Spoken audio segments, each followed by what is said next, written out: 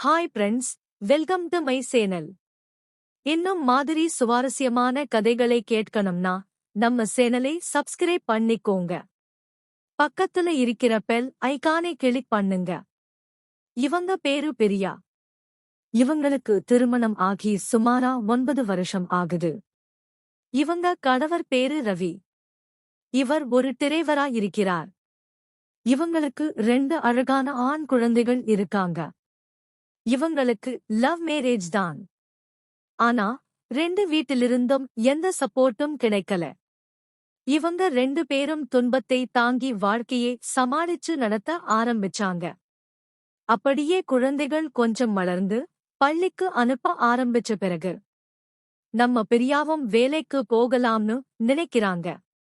இவர் சம்பளம் போதாததுனால வீட்டு வாடகை கட்டவும், வீட்டு செலவுகளை பார்த்துக்கவும், குழந்தைகளுக்கு மருத்துவ செலவுகளை சமாளிக்கவும் பணம் கையில வரல. அதனால நம்ம பிரியா அருகில இருக்கிற ஒரு grocery ஸ்டோருக்கு பேக்கிங் போட போறாங்க. அந்த ஸ்டோர் ஓனர் மிகவும் இதயமுள்ள மனுஷனா இருக்கிறார். சின்ன சின்ன உதவிகளை செய்வது வழக்கம். யாராவது ஹெல்ப் கேட்டா அவரால் முடிந்த உதவியை செய்து கொடுப்பார். அப்படி இருக்கும்போது நம்ம பிரியா அந்த கடைக்கு பேக்கிங் போட போயிட்டாங்க.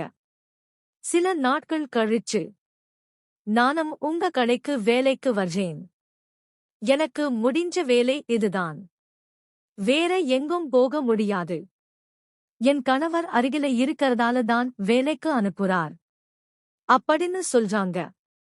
அதுக்கு அவர், சரிமா, நாளையிலிருந்து ரெகுலரா வா அப்படின்னு சொல்றார். அதுக்குப் பிறகு, நம்ம ரவி, வேலைக்கு போறியா இல்ல வீட்லயே இருக்கறியா ன்னு கேக்குறார். அதுக்கு பிரியா, நம்ம கடன் ரொம்ப அதிகமா ஆகிட்டது. நானும் என்னால முடிஞ்ச சின்ன உதவியாவது செய்யணும் ன்னு சொல்றாங்க. சரி, குழந்தைகளை நீ கவனிச்சுக்கணும் ன்னு ரவி சொல்றார். அதுக்குப் பிறகு ரவி நேத்து பகல்னு பார்க்காம வேலைக்கு போக ஆரம்பிக்கிறார். பிகை வீட்டுக்கே வராம கூட சவாரியை தொடர்கிறார். பிரியாவும் ரெகுலரா ஸ்டோருக்கு போக ஆரம்பிக்கிறாங்க. அப்போதான் ஸ்டோர் ஓனர் பேச ஆரம்பிக்கிறார். நீங்க மட்டும்தான் வீட்டுல இருக்கீங்களா ன்னு பிரியா கேக்குறாங்க. என் மனைவி இறந்து 8 மாசம் ஆகுது.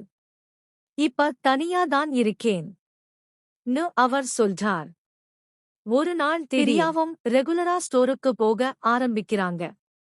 அப்போதான் ஸ்டோர் ஓனர் பேச ஆரம்பிக்கிறார். நீங்க மட்டும்தான் வீட்டுல இருக்கீங்களா ன்னு பிரியா கேக்குறாங்க. என் மனைவி இறந்து 8 மாசம் ஆகுது. இப்ப தனியா தான் இருக்கேன் ன்னு அவர் சொல்றார். ஒரு நாள் திடீர்னு அவருக்கு மயக்கம் வந்து கீழே விழுந்துட்டார். பிரியா உடனே ஆம்புலன்ஸ் கூப்பிட்டு கிளினிக்குக்கு கூட்டிட்டு போறாங்க. டாக்டர் சொல்றார், சர்க்கரை, ரத்த அழுத்தம், கொலஸ்ட்ரால் எல்லாம் அதிகமா இருக்கு. கடை சாப்பாடுனால உடம்பு ரொம்ப பாதிக்கப்பட்டிருக்கு.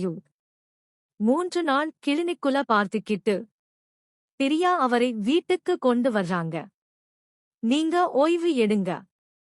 நானே ஸ்டோரையும் உங்களையும் கவனிச்சுக்கிறேன் ன்னு சொல்றாங்க.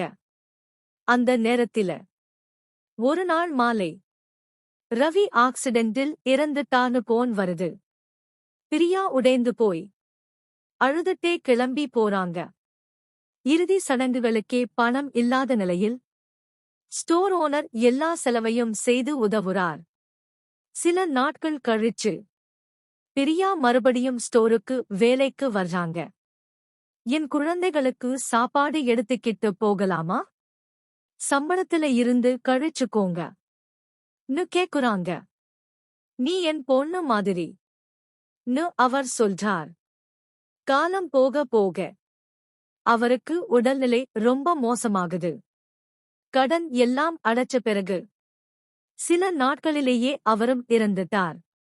அமெரிக்காவில் இருக்கிற மகன் வந்து ஸ்டோரை காசுக்கு விற்றுட்டு போயிட்டார். அந்த நேரத்தில விரியா, இந்த ஸ்டோர் நான் வாங்கிக்கிறேன் ன்னு கேட்டாலும் அவங்க ஒத்துக்கல. இருந்தாலும் பிரியா நேர்மையா தன் வாழ்க்கையை தானே முன்னே கொண்டு போக ஆரம்பிக்கிறாங்க.